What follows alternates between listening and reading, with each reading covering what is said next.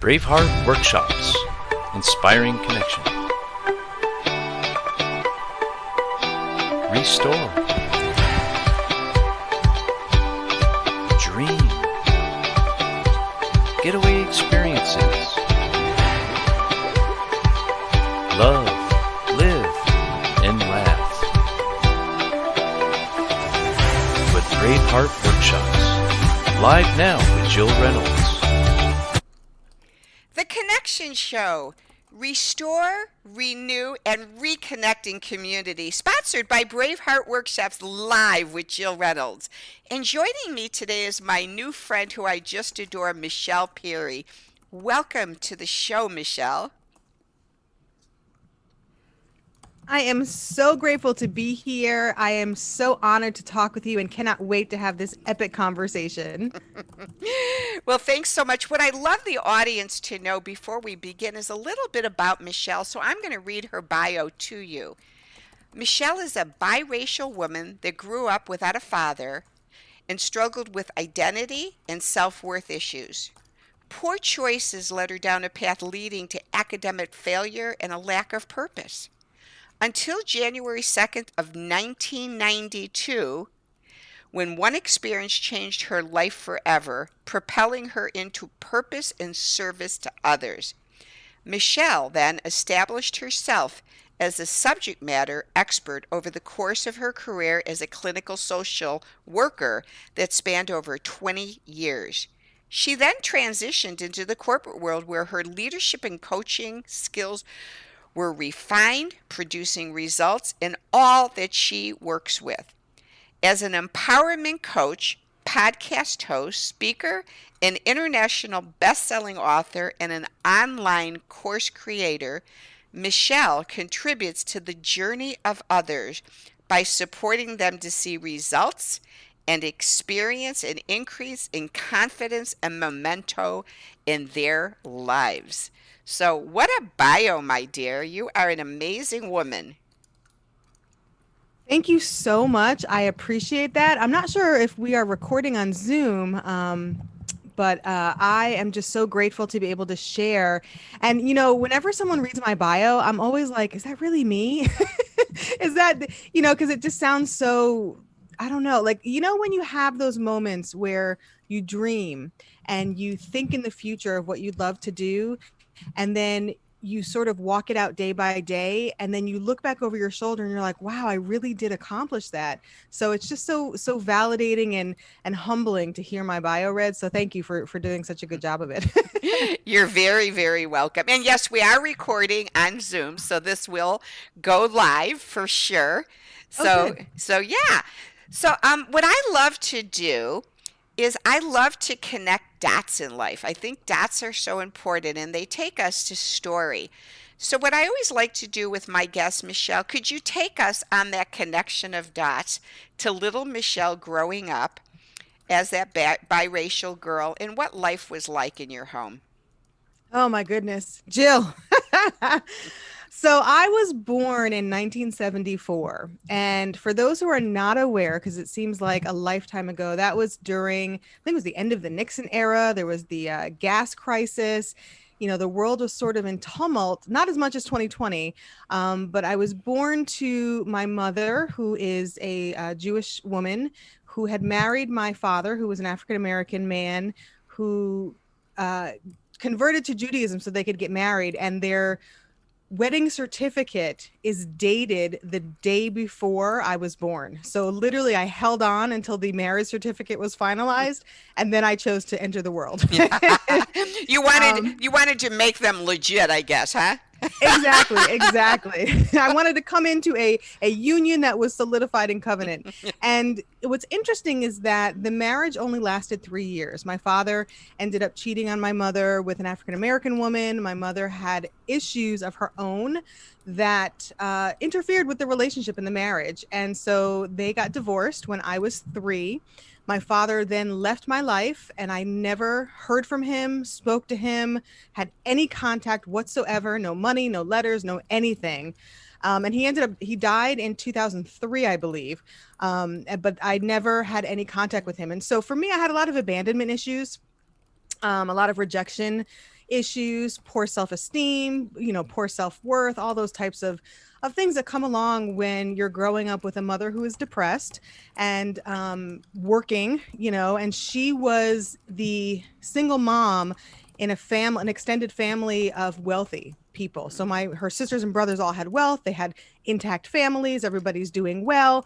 And here's my mother with this biracial kid. It's not popular in the 70s and 80s to be biracial. There's not a lot of people who are biracial.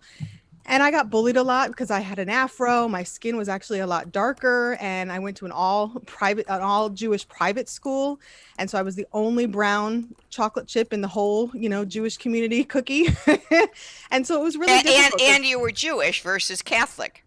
Correct. I grew up Jewish, and I didn't understand the bullying though, because I was like, well, I'm Jewish, even though I have this, far away figure called father, who knows what that is. And so it was really difficult for me. It was a very challenging childhood, I should say. And I finally convinced my mother to let me go to public school in 7th grade, where I met my first brown people, Hispanic, Black people. And it was eye-opening because to them, I was a Black person. And I was like, no, I'm mixed, but I'm white. And they're like, no, you're brown, you're Black, you got an afro, you one of us. Well, that's funny. So let me ask you for a pause there for a moment, because I have a connection with that story. So when you talked your mother into sending you to public school in 7th grade, did you find yourself, because this is what happened to my son. My son too grew up, I was a single, never married mom. And my son went to Lutheran school till 7th grade. And then he talked me into sending him to public school. So did you find yourself like a kid in a candy store then, from going from Catholic school that's very confined, very rule oriented, to a public school where anything goes? Because when he got to junior high, it's like he was this, what I would call, and I know it sounds horrible to say, but like in certain ways, this perfect child, to all of a sudden within weeks smoking pot, drinking, swearing, yelling at me, throwing things at me. Complete opposite. Did you find yourself like a kid? I call it a kid in the candy store. Yeah, I wouldn't describe it as that per se, but there was a similar dynamic because, when I was in that private school, and also keep in mind, I was not a good student. And so, my cousin, who is 3 weeks younger than me, excellent student, straight A's, great grades. And I was the CDF student. I developed very young physically. So I was a size C cup in 5th grade at age 10. I started menstruating at age 10. And so I was going through bodily changes. I looked different on top of the racial issues. And when I so I was depressed. I was quiet. I was very withdrawn. And when I went to public school and I found this acceptance from peers who, some of them looked more similar to me, some of them didn't, but they were very accepting and very like, hey, you're one of us, come on and let's hang. I started to experience joy and happiness because I was accepted now. And so, yes, I did sort of expand my horizons in terms of experiences. I started becoming sexually active at age 12. I started being a little bit more rebellious and smart-mouthed, and I didn't drink and smoke until high school, college, but I definitely was a lot more outgoing, and my mother was concerned. And I would say, but look, I'm so much happier in public school. So this is a good decision. You're not going to make me go back, type of thing. But I did start skipping school and hanging with the boys and meeting people that didn't have the best influence on me, I should say. We transition, don't we? It's yeah. I remember at one point, people used to say when my son was younger is, oh, it must be so hard to be a single, never married mom. And I look at him going, is it? To me, it's easy. I don't have a husband to have to deal with. There's no siblings. It's just me and him. We got along great. And he was, in my opinion, the perfect child. And then when that 7th grade hit, I said, okay, God, you can take him back now. Now I know what people meant when they said it must be hard, because I was pulling my hair out then. Yeah, my mother and I didn't have a great relationship. My grandmother So I lived sort of like a foster child, throughout my childhood since my mom worked so much and I was with my grandparents a lot and my aunt and uncle, and they sort of usurped her authority as a mom. And so we had a lot of difficulty. And she also wanted me to parentify her because or become parentified because I was a stronger personality than her. And she had her issues that she didn't deal with and wanted me to sort of step in and be a caretaker of her in my childhood, which I became very angry about because I knew it was wrong. And so we had definite conflict until post till post after I got my master's degree. We didn't repair our relationship until I was in my 30s, really. So it was challenging. It was very challenging. Wow. Yeah. So a lot of poor choices, as I said, I started becoming sexually active at age 12. I started hanging out with the wrong crowd.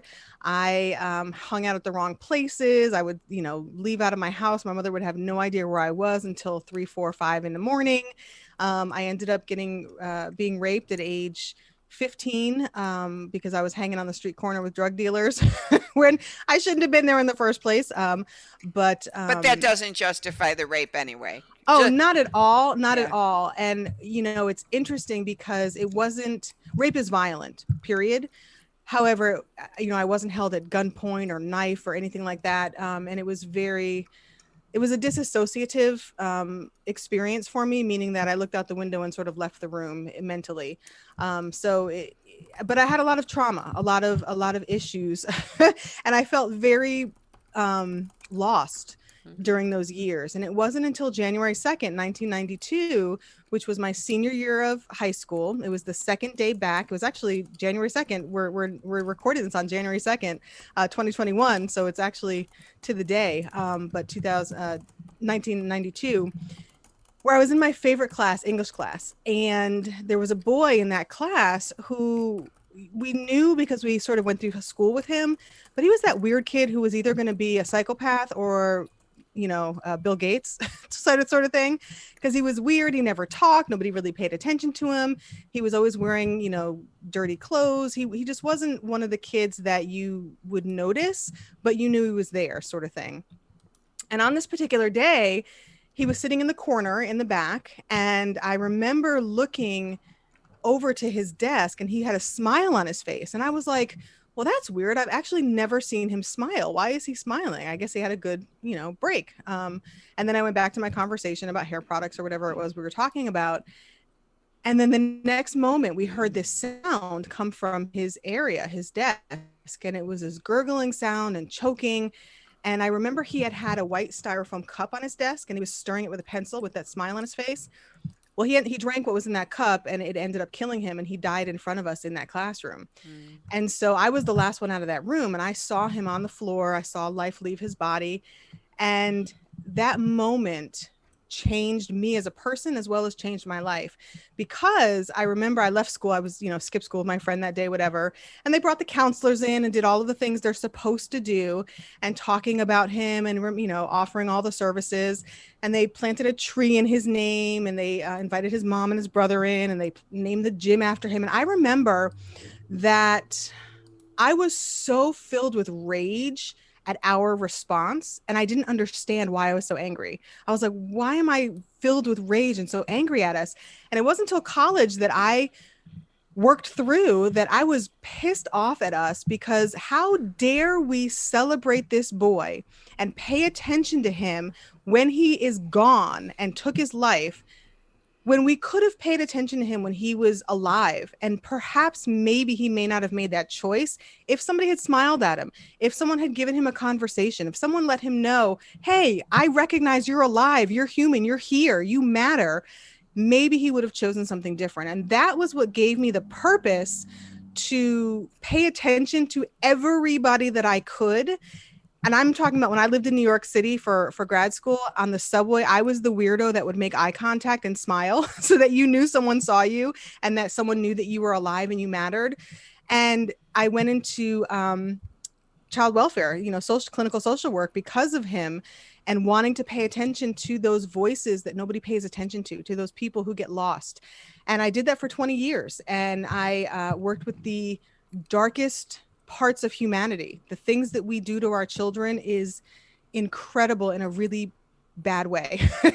But I only. with the connecting of the dots, Michelle, and that's why I think it's so imperative in life for us to do it.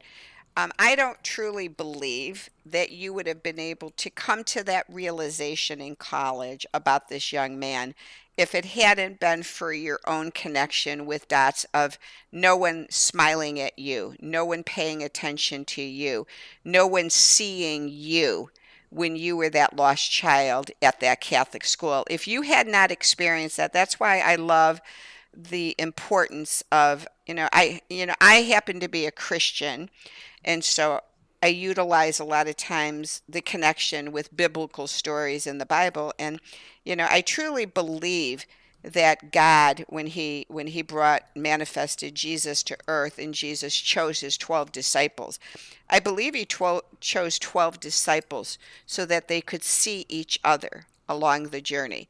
Because Jesus was, incarnated as God, and so he could have walked on earth completely alone and would have been fine because, he's all powerful and all knowing and all loving. But he felt the need for human connection with his disciples because being able to see each other, they could see each other's flaws and work through them, like, Peter with lying 3 times before the cock crowed. And so, because you had the gift, and I call it a gift, of being bullied and being discounted, you then had the Rejected and right, traumatized, and right. yeah, You and had the it's you had the gift to be able to give that to others later on in your life. well, it's interesting, in thinking about connecting the dots, because I am a Messianic Jew, which means that I'm a Jewish Christian. Basically, I gave my life to Christ in my 20s. Which is the best because you have both worlds, knowing the Judaism and knowing the Christianity. Yeah, and actually, I should correct myself. I surrendered my life. I didn't give it to him. It belongs to him anyway. But when I look back, I can see God's hand in everything. And I agree that I think that, he created me as an empathic person and very intuitive. And I think that's why I felt very guilt ridden with this boy, because I was like, I could have given him something.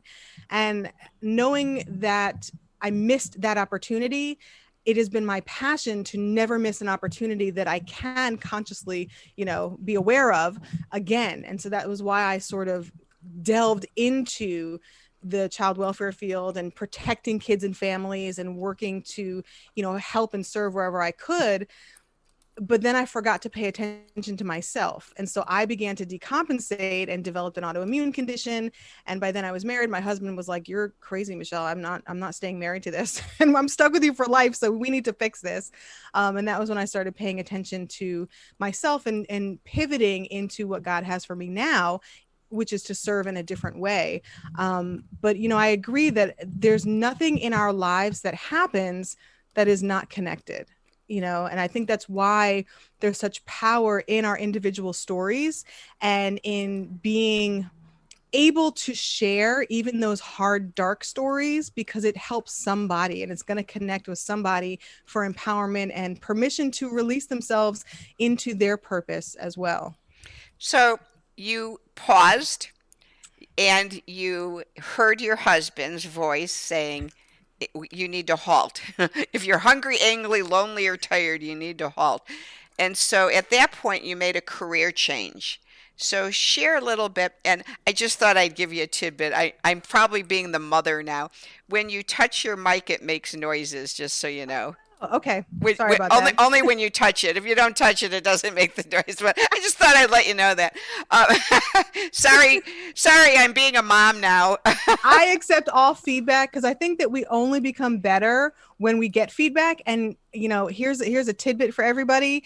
You only know from your perspective. You have no idea how you come across to other people unless you get the feedback. So always be open to feedback because it is for your good and to make you a better and the best version of yourself. So I appreciate it. No problem. So let's take us on the journey of the best self in Michelle. So you had this amazing husband, believe it or not, who had the courage to say, "I'm leaving you or else do something." And you heard that not as much as that shame and abandonment, but I better change something. So you begin this change, and what happens? So Well, he didn't say he was going to leave. He just said, "Look, we're stuck for life. You fix it because I'm not living with you like this." I look at that And as I'm leaving you. I'm not living with you means I'm leaving. So that's my abandonment issues. but it really it caused me to be courageous because I had not tapped into my courage at that point. I was so used to giving to others, and I didn't know, it was very uncomfortable to think about me and what I wanted or needed. I had no idea what I wanted, but I knew that I was unhappy. I knew that I didn't feel well. And I knew that I needed to make a change. And so my husband suggested that I go into corporate America, which I applied to one job. And I said, okay, God, if this is where I'm supposed to pivot, I'm only applying to one job. And if you open the door, then I'll know it's right. Of course, the door opened. I've been there for 8 years. And what happened was I was able to heal and to pay attention to myself and give myself a break. And my autoimmune condition, the symptoms are gone from years of paying attention and doing what I need to do for myself. But what happened was people started to be drawn to me for coaching because I used to be a therapist, but also I have a heart for service and I'm a great listener and I'm an empathic person. And so I started coaching without really knowing what I was doing. And then, Jill, unsolicited, they started to pay me money. And I'm talking like hundreds of dollars. And I was like, I like money. There's something to this. Okay, I'm listening. I'm paying attention. We're going to monetize this somehow. And that's where my coaching business started. And from that, two of my coaching clients were podcasters. And so that's how I learned about the podcasting world. And I started my podcast in 2019. One of the episodes went viral. That turned into my online school. And it's just been such a journey of showing up every day in my life, keep walking and functioning in gratitude. And I'm just thrilled to see where God is taking me because I have no idea. So life coaching. So people come to you for coaching. So share a little bit about. I know everything is varied and vast, but give me a little bit of an idea in the audience of what does a typical coaching session look like for you, and what are you coaching them on? Yeah, exactly. Because there's different types of coaches, right? And so I specify in empowerment coaching because I am more of, hey, I'm walking the journey with you. I'm going to encourage you. I'm going to support you. I'm going to equip you, but you're doing most of the work because it's your life and you have to take responsibility for that. So I'm empowering you while walking with you and working through whatever blocks come up. But it starts with a clarity call, which is free. So people sign up for a clarity call and we just sort of chat to see if we're a connection. Some people have the greatest abilities and skills, but you just don't like the person. So you can't work with someone you don't like, right? So we sort of figure out if we like each other, if we think it's going to work. And I do come from, because of my professional expertise, I have a master's in advanced clinical social work. I trend towards the cognitive behavioral modalities as well as the empowerment theories. And so I am very skill-based. I am very empowerment focused. And so that's sort of how I trend. And if things get to a place where someone wants therapy or they need psychiatric help, I'm able to assess that and then refer them to someone who can serve them better than I can. So so again, you'll get to know me very well here in my interview. So I'm all about. I had the privilege for about a year and a half to do some therapy with my husband, with a guy in Chicago who was trained in emotional freedom technique therapy, which was not the tapping. There's EFT tapping, and then there's emotional freedom technique. And if you haven't experienced it, what it is when someone uses a word like I help them with empowerment. What the therapist would say is, okay, pause the video. Let's take that word back. What does empowerment mean? And then I'd start to say something. He goes, pause, let's take it back. So he'd take it back frame by frame by frame by frame. And then he'd have my husband talk and then pause him and take it back until you could get to a place where you could both emotionally have freedom and see how that video played back so you could be in the same movie. So, yeah, because you're living in two separate movies here. So, there's so many buzzwords, Michelle, out there. The buzzwords, life coach, buzzwords that get to me, mindset, mindfulness, Empowerment. Yeah. Empowerment. And as you were talking, I'm sitting there going, okay, empowerment. So I What want does that to mean? that, and I want to separate you from the masses who use these words today. So break that down frame by frame again for clarity session. Now someone has, you have clarity that you and that person could work well together. There's a connection. So now Correct. there's this connection. Let's break the frame back down. So how then do you begin utilizing this word empowerment with this person? Well, the word empowerment doesn't come up yet. So, from the clarity call and the connection, what we do is together we figure out where this person is and where do they want to go. And that can take a couple sessions because a lot of people don't tell the truth about where they are. And they also don't tell the truth about where they want to go, or they don't even know where they want to go. And when I say where you want to go, it can be in your personal life, it can be in your relationship with yourself, it could be in your relationships with other people, your career, your side hustle. It can be literally anything. But I can assist and help with you defining and getting very clear about the kind of life that you want to be living, that you actually look forward to getting up in the morning and getting out of bed, and how to achieve that. And we work that out together. And Kind of like this video frame. You take it slide by slide by exactly. And slide. your point about language, because I actually in my podcast I did a whole series on success. What is that word and breaking it down, and also about empowerment. What is that word, breaking it down, confidence, because language is so foundational and you have to be talking about the same thing and have that understanding. And that's part of the clarity part of it that comes in the beginning, to make sure that we are talking about the same thing and going in the same direction in the same car on the same highway. Well, That's sort because of my metaphor. yeah, because empowerment to me can be completely different than empowerment to you. Totally. Exactly. And I work off Just of, because we hear that word, some of us will go, empowerment? I don't even feel like I have power, let alone you're going to get me empowered. Like, where do we go with this? So it's so imperative to break down words. So you sit with that person then and you get that clarity, you get that connection, you start finding out where they want to go, where they want to be, where they've been, and then what's next after that stage. then we start to walk the journey together about how they are going to actually bring to fruition the life that they want to be living.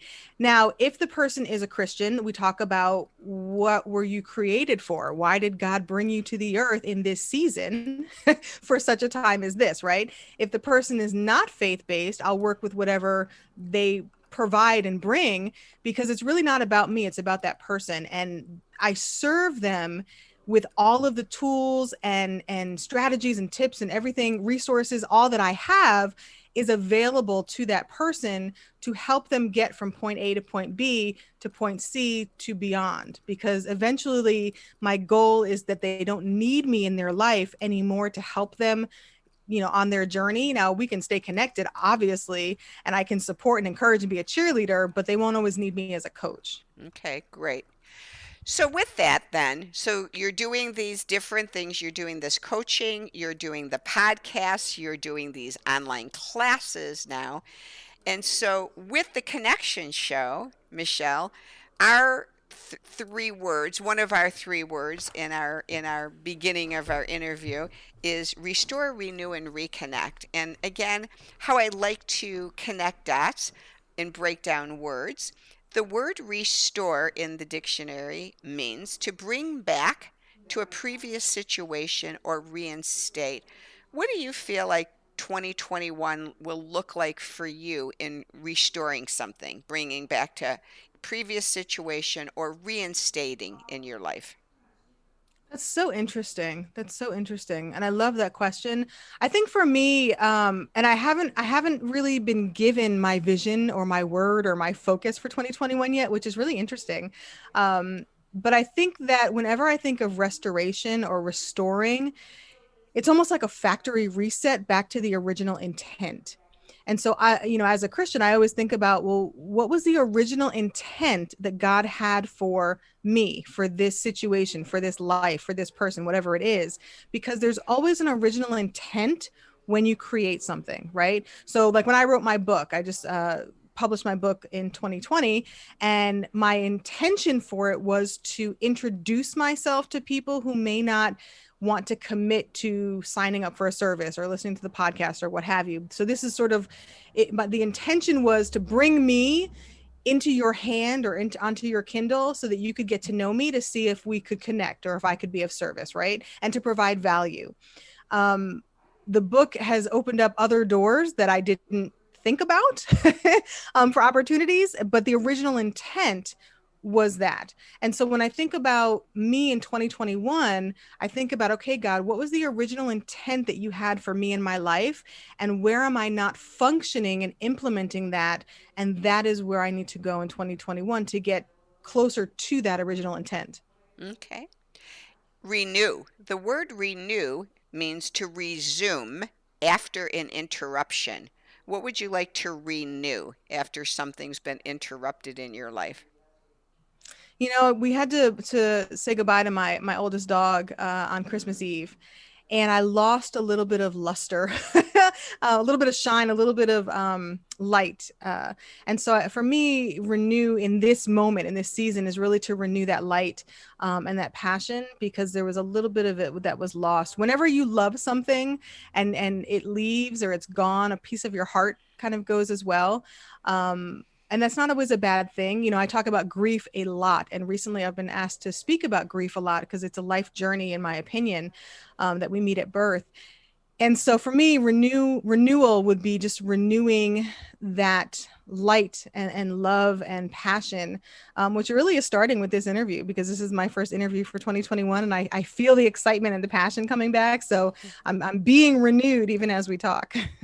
Well, it's amazing because with grief, I think, when we have a loss, a loved one, a pet, something that we've really been connected to, and let's just say a typical day, Monday through Friday or whatever. Many times we go into our busy mode during that interruption of grief, and we really don't have time to pause to feel that deep sorrow. So, sometimes you hear of someone losing someone around the holidays, you go, oh, it had to be horrible at the holidays. But I think there's some blessings when it is the holidays, because you have that time of a pause that you can sit and, get in a fetal position with your favorite pillow and blanket and cry and grieve, where you're not having a set watch that says, I have to get to work in 20 minutes. I don't have time to grieve.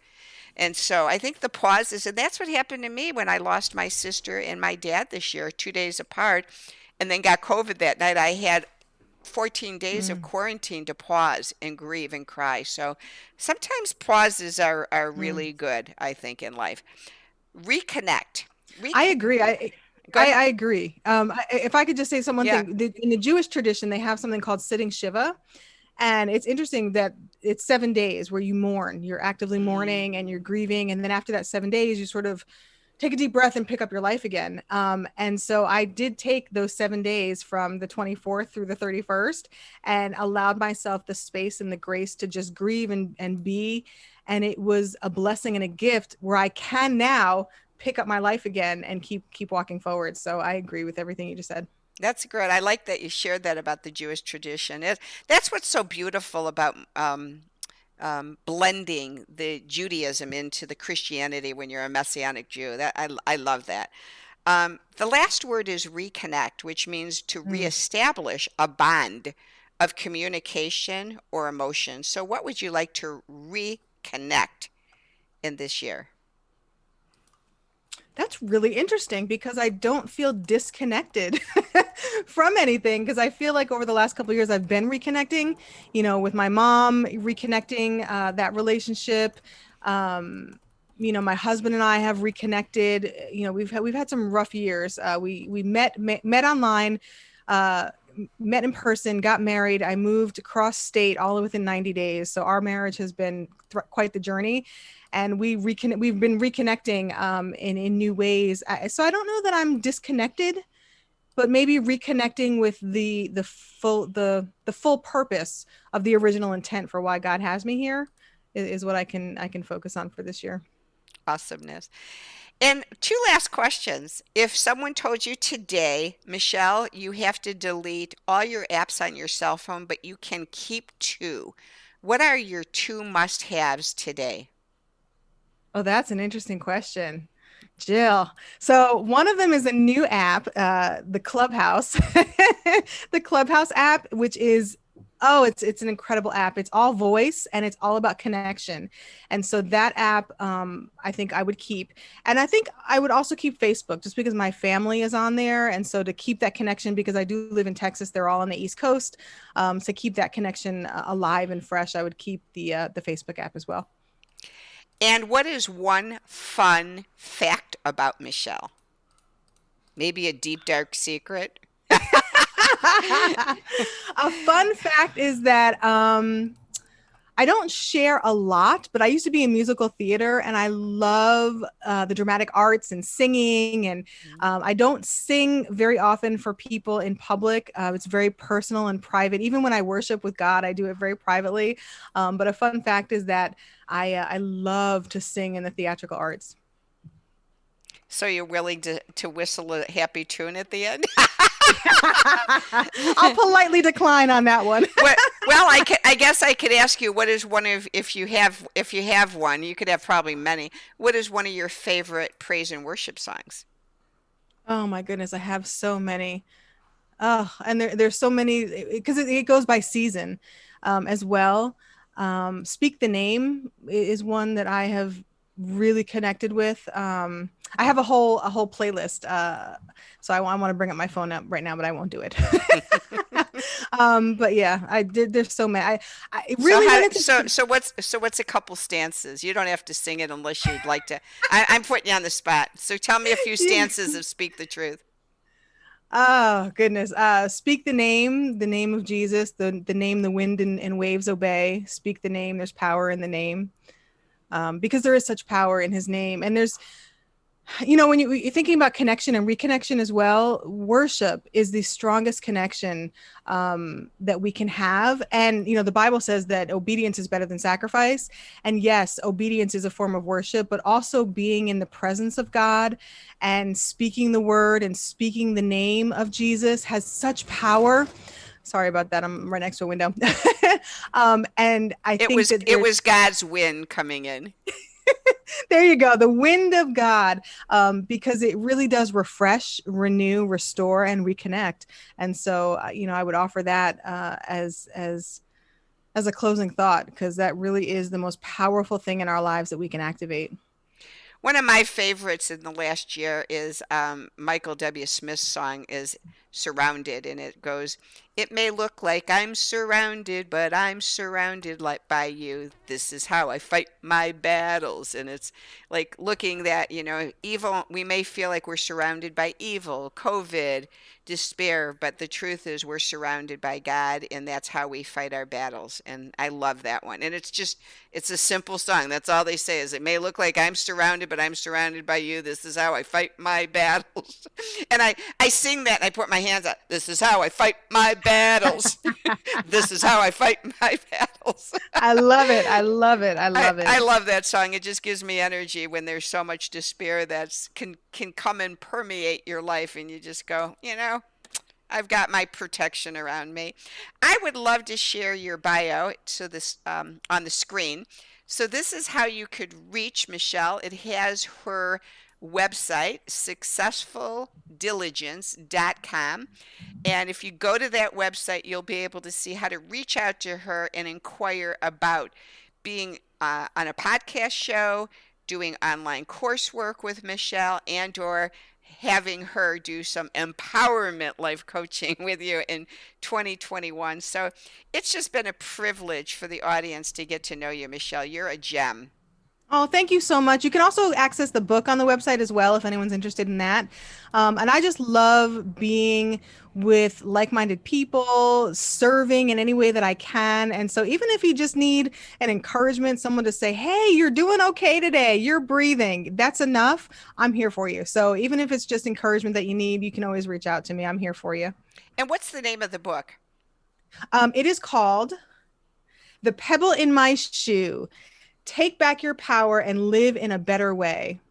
And Awesome. it And that, details that background of me. So if you're interested in my story, it does start out with my story and then goes into gratitude and mindfulness and truthfulness and all the things. and is it on Amazon? It is on Amazon, absolutely. And successfuldiligence.com, you'll see a big picture of the book and you just click that. It takes you to Amazon, or you can click the tab and get a signed author copy as well. Awesome. Well, thanks so much for joining the Connection Show, Michelle. And we look forward to connecting with the rest of you on the Connection Gathering Tribe, which meets on Wednesday nights. So join us on the Connection Gathering. And thanks so much for joining us in 2021. We look forward to connecting with you more. Thanks so much, Michelle. So much fun. Take care, everybody. Bye now. Thanks for joining us on The Connection Show. Let's connect now. We can dream together to renew, restore, and reconnect with wellness in our life and community. To enhance connection, join us in the Zoom Connection Gathering Tribe on Wednesday evenings. The Zoom Connection Gathering Tribe is an easy and practical way for everyone to meet up, gather, and feel welcomed and accepted. To join us, go to braveheartworkshops.com. Then click on the podcast tab and the Zoom Connection Tribe tab. On that page, go to the Facebook page called The Connection Show Gathering Tribe and register to join our Facebook group. We post secure passwords each week in the group so you can log in safely. We meet on Wednesday evenings at 8 p.m. Eastern Standard Time, 7 o'clock Central, 6 o'clock Mountain, 5 p.m. Pacific Standard Time for 1.5 hours with great topics, laughter, and connection. See you on Wednesday evenings. Thanks for joining us and have a great day.